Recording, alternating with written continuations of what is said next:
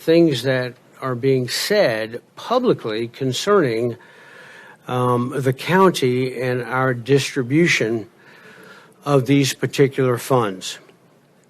And in particular, as it relates to that, there are a number of things, but I would like to address three of those, because it has been said that as we move forward in the CARES Act, that Montgomery County has not operated within the spirit of the CARES Act, and in some sense, even that we have withheld from political subdivisions monies that come from the CARES Act, and have done so basically arbitrarily so.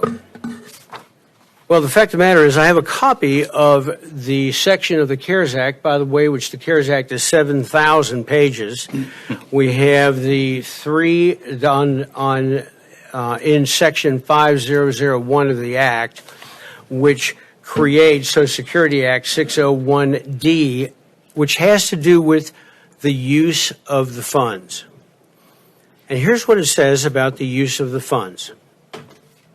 When we get the CARES Act money, number one, these are for necessary expenditures incurred due to public health emergency with respect to coronavirus. Two, that these funds were monies that were not accounted for in the budget. In other words, they are not for the purpose of reinforcing already budgeted items or putting monies towards those. And three, were incurred during the period that begins on March 1st. So when we think about the use of these funds, it's incumbent upon us to make sure that we use them properly, and these three elements are what it's about.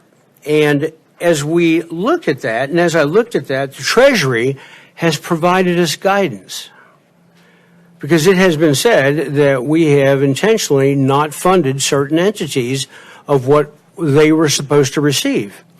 Well, I thought, well, let me just check out the Treasury Act on that, and the questions and answers. And it asks in number 6, is a fund payment recipient required, we are a fund payment recipient, required to transfer funds to a smaller constituent unit of government within its borders? In other words, are we as a county responsible to make sure that smaller entities have funds that are transferred to them? And the answer is this: no. For example, a county recipient is not required to transfer funds to smaller cities within the county's borders.